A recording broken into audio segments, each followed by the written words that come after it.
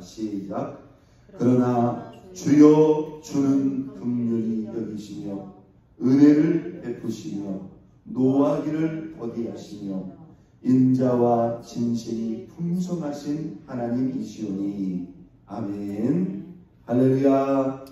우리가 이 한 주간은 지난주에 이어서 하나님의 말씀을 통해서 우리가 믿고 섬기는 하나님이 어떤 분인가를 말씀을 통해서 알아가고 묵상하고 적용하는 시간을 갖고 있습니다.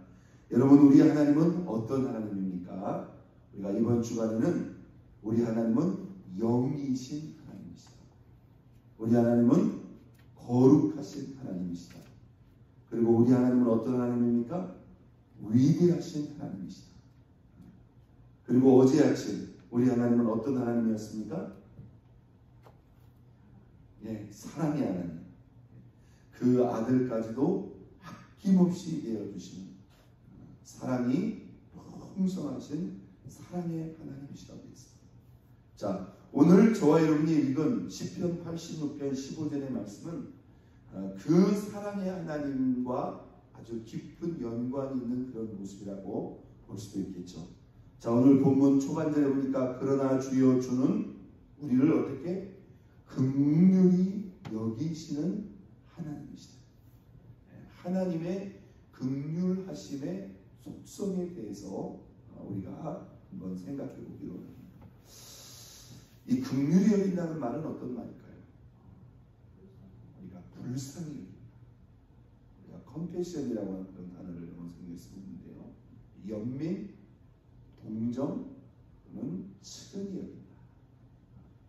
여긴다. 여기에는 우리를 너무나 잘 아시고 또 이해하시는 그 하나님의 깊고 풍성한 그러한 사랑의 마음이 사실은 존재되고 있지 않는가, 그런 생각을 해봅니다.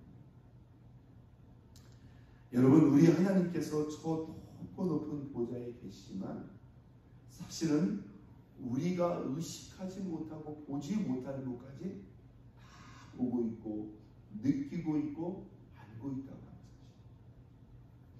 때로 우리는 힘들고 괴로울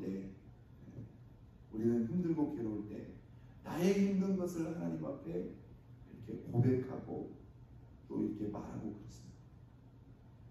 그럴 때 나는 내 입장에서 힘들다고 하지만 그때 내가 하나님 앞에 고백하고 말하는 것은 내가 내 입장에서 느끼고 보는 거예요. 그러나 내가 내 입장에서 느끼고 본다고 하지만 내가 사실 나의 문제와 아픔을 나 자신 또한 다 아느냐? 사실 모를 수도 있다. 그런데 하나님은 뭐예요? 내가 보고 느끼고 알고 있는 것보다 더 깊이 더 모든 것에서 알고 인식하고 있다고 하는 사실입니다.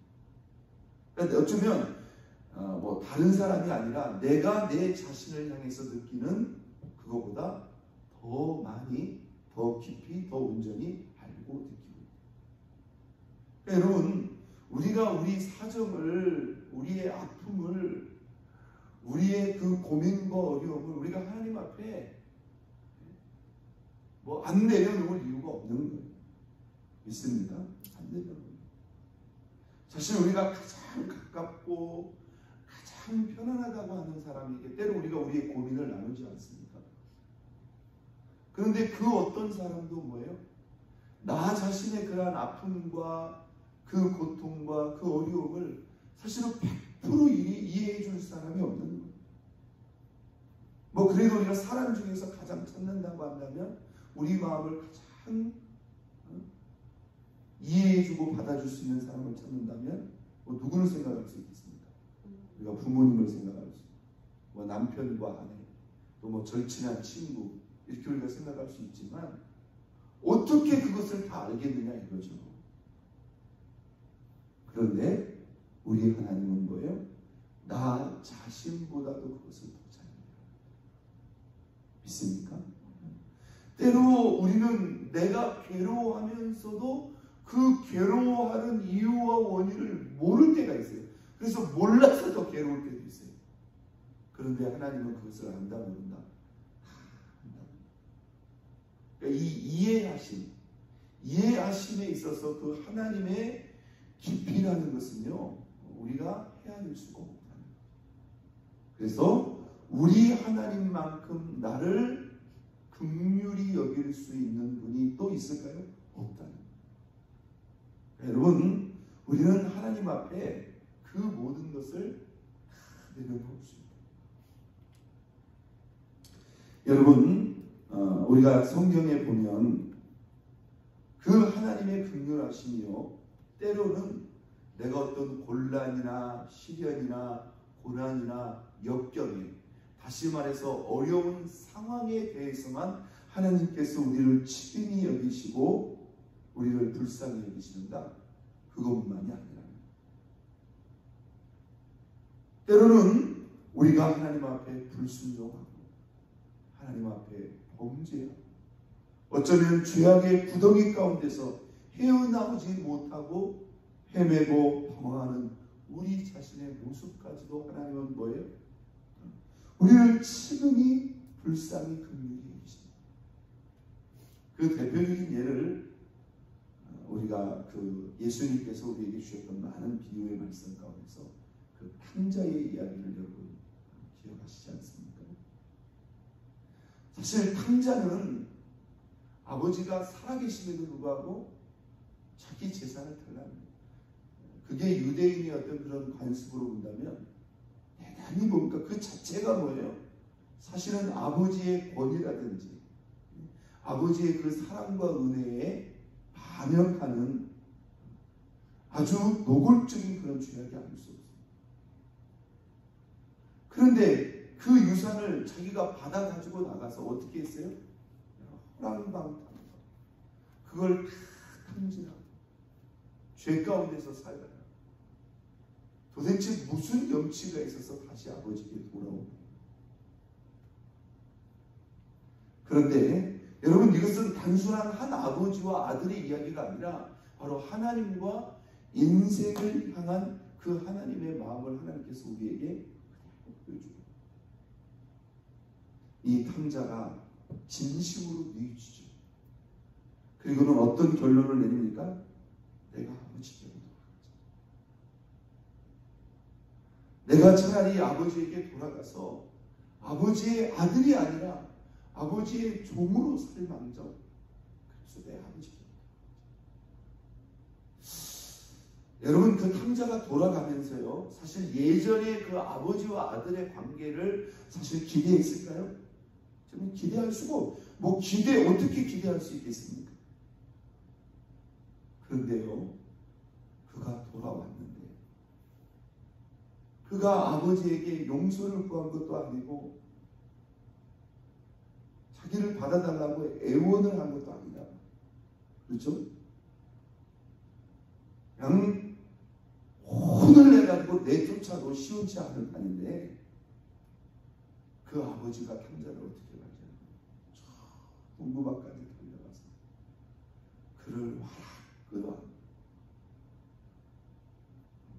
그를 씻기고 새 옷을 입히고 돌아온 그 아들을 위해서 잔치를 벌여서, 그러니까 혼돈과 중심으로 그 아들을 기쁨으로 맞이했다는 믿습니까? 우리가 이 하나님의 크고 높은 긍휼하심을 분명히 생각해야 됩니다. 믿습니까? 네. 여러분, 우리가 어떻게 생각해보면 이 탕자가 아주 못된 아들인데, 아버지 앞에 큰 악과 죄를 지은 아들인데 왜 이 모든 것을 그냥 덮어버리실까?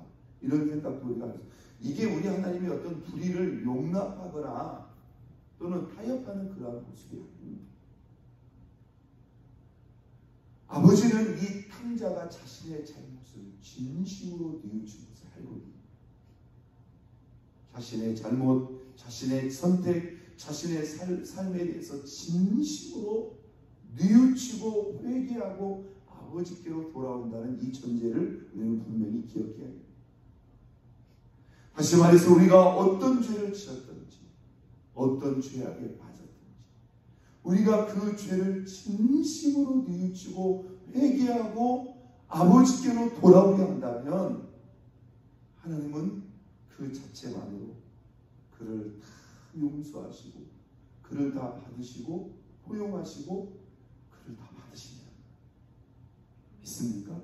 이게 여러분 우리가 고난과 역경 가운데 우리의 형편과 사정을 아시고 치근히 여기시는 그 긍휼하심과 조금 달리 바로 아무리 크고 무서운 죄악에 빠졌다 할지라도 그 죄를 진심으로 뉘우치고 회개하고 돌아오는 이 죄인을 향한 우리 하나님의 긍휼하심의 마음인 줄 믿습니다.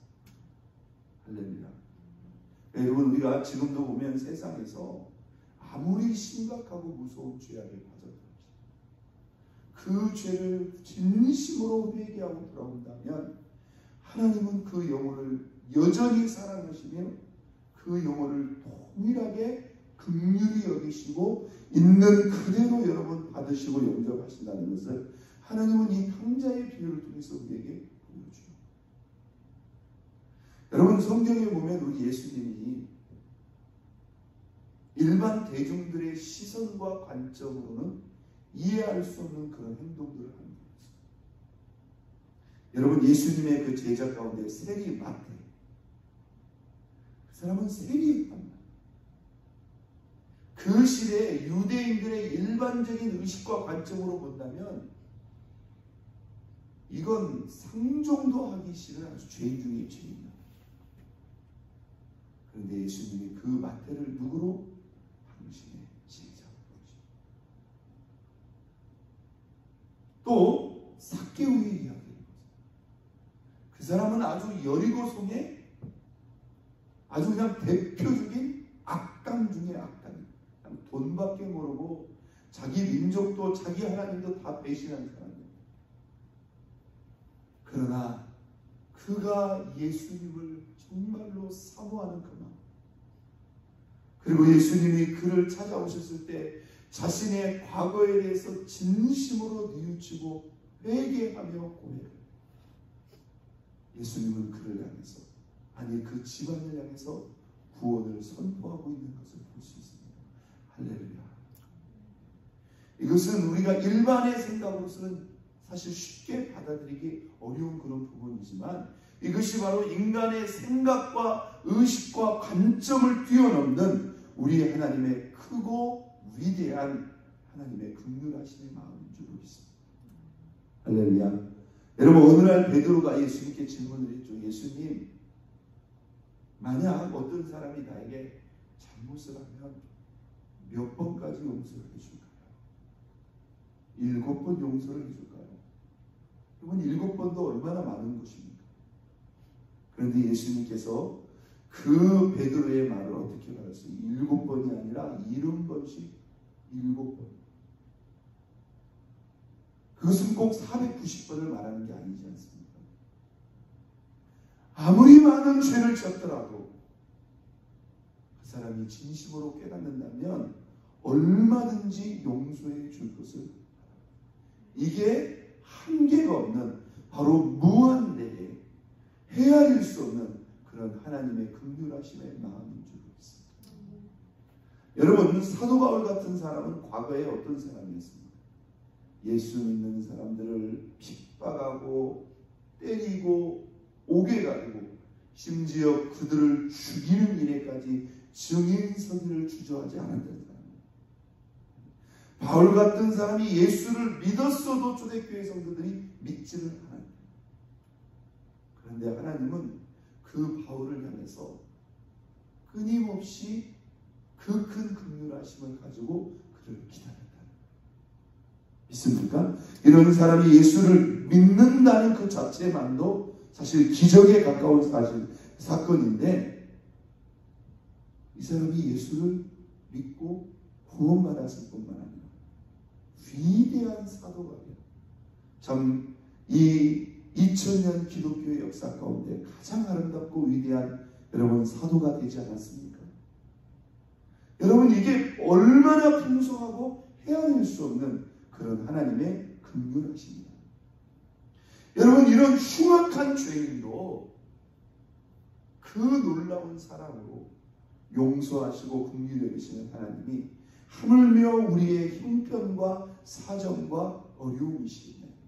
오늘 본문 15절 다시 한번 봅니다. 그러나 주여 주는 긍휼히 여기시며 무엇을 베푸시며 은혜를 베푸시며 노하기를 더디하시며 인자와 진실이 풍성하신 하나님이시오니 할렐루야. 그 긍휼하심으로 우리에게 은혜를 베푸시고 노하기를 더디하십니다. 여러분, 이 노하기를 더디한다는 것은 뭔가 잘했다는 거예요? 잘못했다는 거예요? 잘못했다는 거예요. 여러분, 하나님이 그 큰 긍휼하심으로 우리를 진짜 대하시고 관계하시지 않는다고 한다면 아마 우리 지금 살아있지 못할 사람이 한두 사람이 아닐 겁니다. 그런데 하나님이 그 큰 긍휼로 우리를 참으신다. 그리고 인자와 진실로 우리를 변함없이 그 큰 사랑으로 대하시고 있다고 하는 이 사실을 우리는 기억해야 합니다. 여러분, 때로 우리가 하나님 앞에 우리 자신을 내려놓을 때 우리는 우리의 그런 현실과 상황이 이해가 되지 않을 때도 있어요. 여러분, 그럴 때는 우리가 그냥 하나님 앞에 이렇게 믿고 내려놨으면 좋겠어요. 하나님, 나를 긍휼히 여겨 주옵소서. 하나님께서 내가 이해하지 못하고 내가 헤아리지 못하는 그 부분까지도 우리 하나님은 다 알고 계시지 않습니다. 여러분, 나의 전부, 나의 모든 것, 나의 형편사정, 그리고 아직도 하나님 앞에 변화되지 못하는 그런 연약함까지도 전부 다 온전히 이해하시는 그 긍휼하시는 하나님 앞에 전적으로 우리 자신을 내려놓고 그 긍휼하심의 은혜 가운데서 오늘도 이기며 승리함의 영광 돌리는 저와 여러분 모두가 될 수 있기를 예수 그리스도의 이름으로 축원드립니다. 우리 시간 다 같이 두 손 높이 들고